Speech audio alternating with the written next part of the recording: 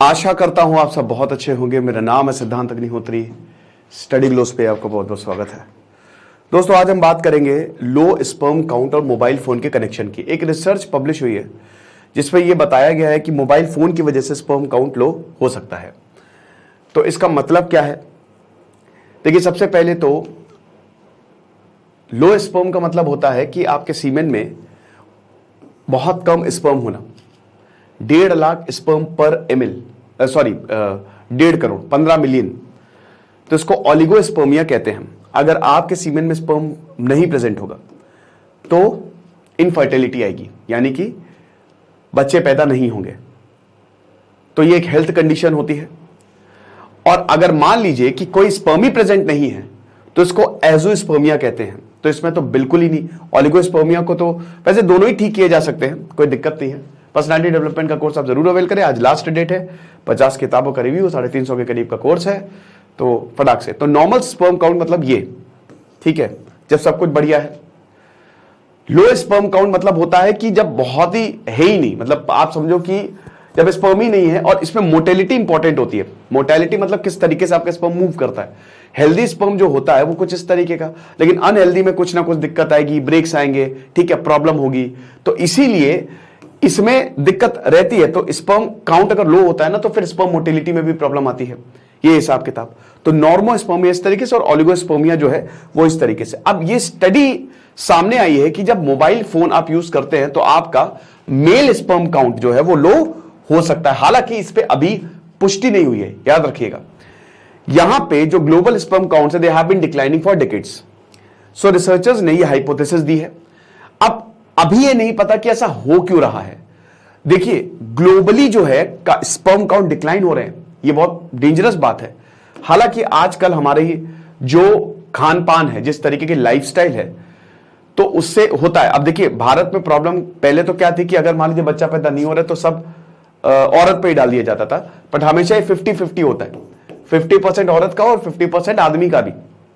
एक केस था दोस्तों, मैं टाइम्स ऑफ इंडिया में पढ़ रहा था, तो उसमें ऐसा था कि जब औरत को मतलब उसके ना प्रेग्नेंट होने की वजह से आप समझिए कि उसको तलाक दे रहे थे, और जब चेकअप कराया तो पता चला कि आदमी में गड़बड़ है।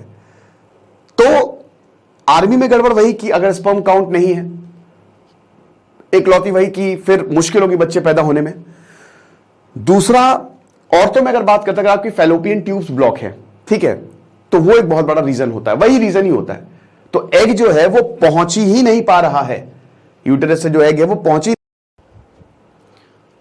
कुछ टेक्निकल इशू आ गया था दोस्तों। तो यूटेरस से एग जो है वो पहुंच ही नहीं पा रहा है, तो इसकी वजह से, तो अब वो फैलोपियन ट्यूब्स ब्लॉक होने की वजह से हो सकता है। अब उसके इलाज होते हैं, है ना, आप इलाज कराइए, डॉक्टर के पास जाइए, डॉक्टर इसीलिए बैठे हुए भैया। तो ग्लोबली हम देखते हैं कि स्पर्म काउंट लगातार गिरता जा रहा है। हम अनहेल्दी खाएंगे, हमारा स्पर्म काउंट गिरेगा। जितना ज्यादा अनहेल्दी खाएंगे उतना ज्यादा हमारा स्पर्म काउंट गिरेगा, ठीक है। फिर अल्कोहल, स्मोकिंग बहुत ही डेंजरस होती है। कोई भी बुरी आदत डेंजरस है। मोबाइल फोन की वजह से भी डेंजरस है। हम जो पॉकेट में मोबाइल फोन, देखिए, जो स्पर्म है वो जो हमारे टेस्टीज हैं वो बाहर होते हैं, वो आउटसाइड होते हैं। क्यों?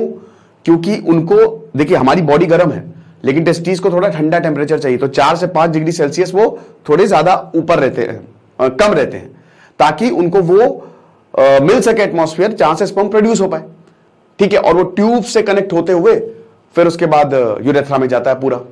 और उसके बाद आपका छोटा सा प्रोस्टेट ग्लैंड होता है।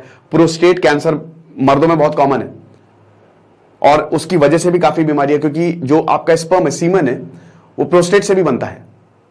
तो इसीलिए जो प्रोस्टेट है उसका भी बहुत ख्याल रखना होता है। अगर वो बड़ा हो जाता है तो मुश्किल हो जाती है। कई लोगों को ये प्रॉब्लम होती है कि उनका जो पेशाब है वो बहुत ही ड्रॉप आ रहा है, या वो बार बार जा रहे हैं, बार बार तो नहीं लेकिन ड्रॉप आ रहा है, जलन हो रही है, ठीक है। तो कहीं ना कहीं प्रोस्टेट में प्रॉब्लम है। एक बार चेक करवा लीजिएगा अगर ऐसी है दिक्कत, ठीक है। तो यहां पे रिसर्चर्स ने यही बताया। अब देखिए, पूरी दुनिया में अगर स्पर्म काउंट कम हो रहा है तो इसका मोबाइल से कैसे कनेक्शन हो सकता है। बट जो 2800 पार्टिसिपेंट्स को जब नापा, तब उसमें जो यंग मेन थे उनको नापा, उनको देखा, तब यह पता चला कि मोबाइल फोन एक रीजन हो सकता है। यह स्विट्जरलैंड की एक यूनिवर्सिटी ने बताया है, एक रीजन हो सकता है। क्योंकि अगर सबका नीचे जा रहा है तो कोई एक ऐसा कॉमन फैक्टर है ना जिसकी वजह से आजकल हर कोई अपना जो फोन है वो हमारे, और फोन से निकलती है रेडिएशंस, और रेडिएशन का बहुत ही खतरनाक इफेक्ट होता है भाई। रेडिएशन से कैंसर ठीक कर देते हैं, तो समझ लो क्या क्या इफेक्ट हो सकते हैं रेडिएशन से, मतलब बहुत पावरफुल होती है। लेजर पता डायमंड कटिंग में यूज होता है। तो अब जब सीमेंस सैंपल्स जो है उसको एनालाइज किया तो स्विस रिसर्चर्स ने यही बोला कि हां हायर फ्रीक्वेंसी हमको देखी गई है अगर मोबाइल फोन का यूज ज्यादा है। अगर मोबाइल फोन का यूज ज्यादा है तो उनमें हमने देखा है कि लोअर स्पर्म कंसंट्रेशन, जो स्टडी पब्लिश हुई है जर्नल फर्टिलिटी एंड स्टेरिलिटी, यह एक बहुत बड़ी दिक्कत है। क्या ऐसा होता है? अब यहां पे बोला कि देखो ये हो सकता है, माइट बी अ रीजन, हम पक्के तौर पे नहीं कह सकते, अभी इस पे और स्टडी जरूरत है इसकी। ये पहली स्टडी जब हमने देखा, जब हम एनालाइज कर रहे थे कि आखिरकार स्पर्म काउंट कम क्यों रहा है सब में, और 2800 एक अच्छा नंबर है, एक अच्छा सैंपल साइज है। तो जब हमने ये देखा तो हमको ये पता चला कि जो ज्यादा फोन यूज कर रहे हैं उनमें तो ज्यादा है, स्पर्म काउंट और कम है, लेकिन अगेन इस पे ज्यादा स्टडी होने की जरूरत है। हम इसको अभी इस पे ठप्पा नहीं लगा सकते। मेरी अगर मैं बताऊं तो हाँ ये तो बहुत बड़ा रीजन होगा, 110% ये रीजन है। मोबाइल फोन पॉकेट में रखना, 24 घंटे जो पॉकेट में, कई बार ऐसा होता है कि नहीं याद रहता, पॉकेट में ही रहता है, तो वो लगातार मोबाइल फोन काम करता रहता है, उसका इफेक्ट होता है।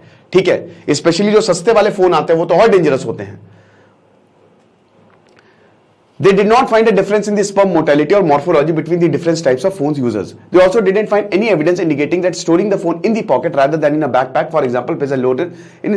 तो ये देखा कि मतलब जब टेक्निकल स्टडी की तो उनको पता चला कि हमको अभी तो फिलहाल कोई ऐसा एविडेंस नहीं मिला है। रिसर्च में ये तो पाया गया है ना, जैसे मैंने ये बोला कि ये जैसे ये इंसान 4 लोग हैं, ठीक है, मान लीजिए 4 हैं, अब इन्होंने चोरी की है, मैंने बोला चोरी की है 4 ने, ठीक है, एक बहुत बड़ी चोरी, 4 इंसान ने चोरी की, एविडेंस किधर है? एविडेंस लाओ। तो एविडेंस अगर नहीं है तो फिर कैसे?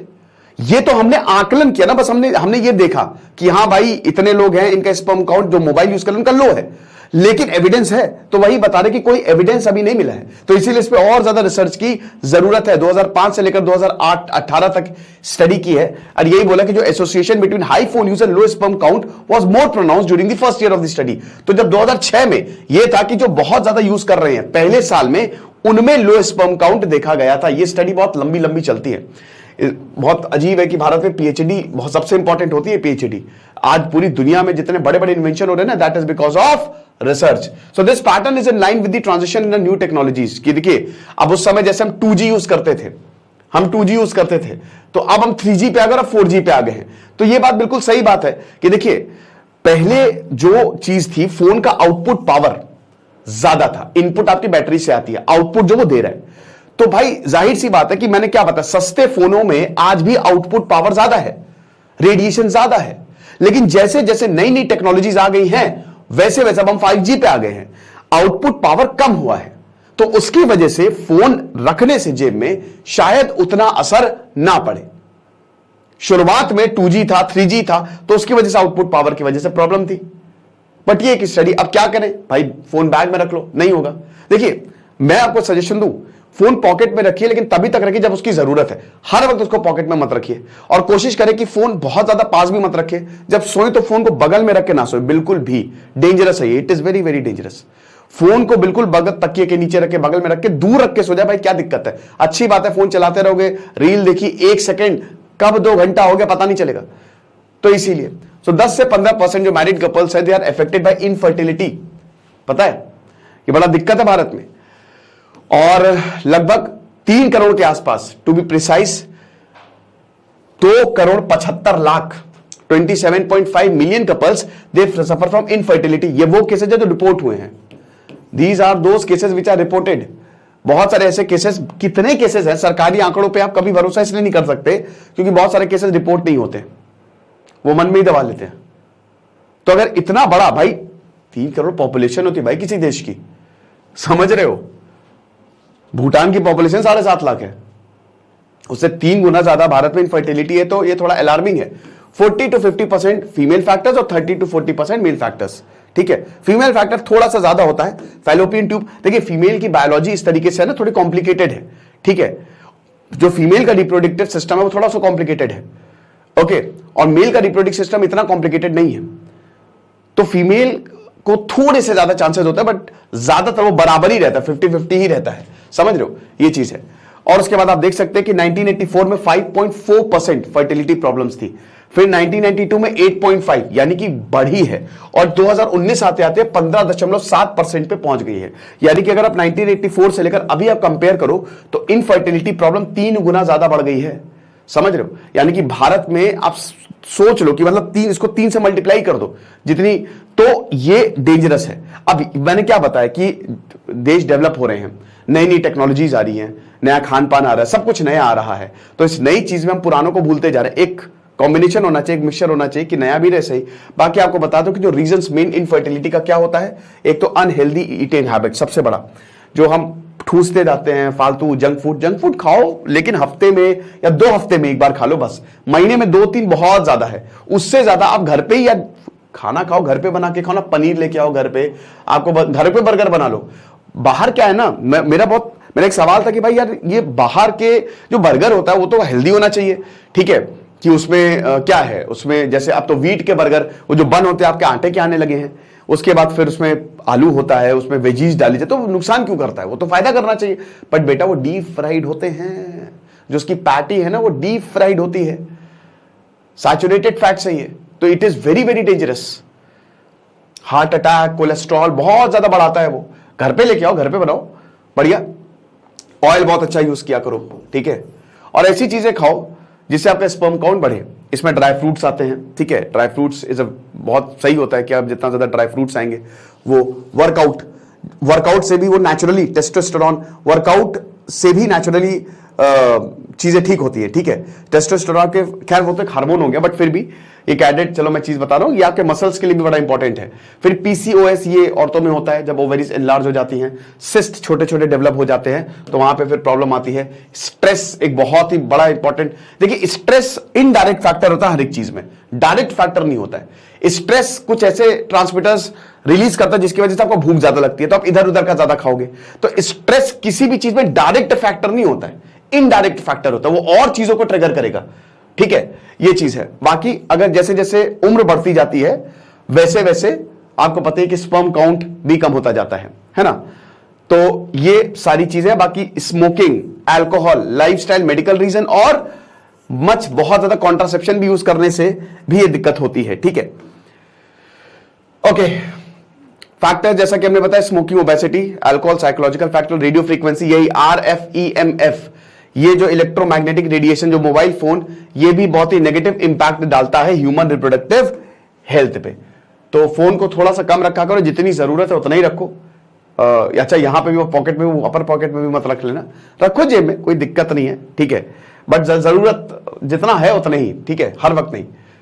बाकी अभी इसका कोई एक्सप्लेनेशन, जो एलिसन कैम्बेल है, जो चीफ साइंटिस्ट ऑफिसर है केयर फर्टिलिटी के, उन्होंने बोला कि काफी सही स्टडी है यार, क्योंकि ये एक पहला स्टेप है ये समझने में कि हां मोबाइल एक फैक्टर हो सकता है। हालांकि अभी बहुत सारे और भी एक्सप्लेनेशन है कि स्पर्म काउंट क्यों डिक्लाइन हो रहा है, तो अभी और भी स्टडी होने दो, क्योंकि अभी कोई कंफर्म्ड एक्सप्लेनेशन इस पे नहीं आया है। तो सबसे पहली बात तो वही है कि फोन आप बैग में रख सकते हो, अगर आपको लग भी रहा है, यूज उसका लिमिट कर दो जो मैंने आपको बताया, और धीमे धीमे चीजें ठीक हो जाएंगी। अगर जो होना है सो होना है, बट फिर भी जितना ज्यादा हेल्दी रहोगे उतना ही बढ़िया रहोगे। बाकी आप हमारे पर्सनालिटी डेवलपमेंट को कोर्स जरूर अवेल करें। Thank you so much.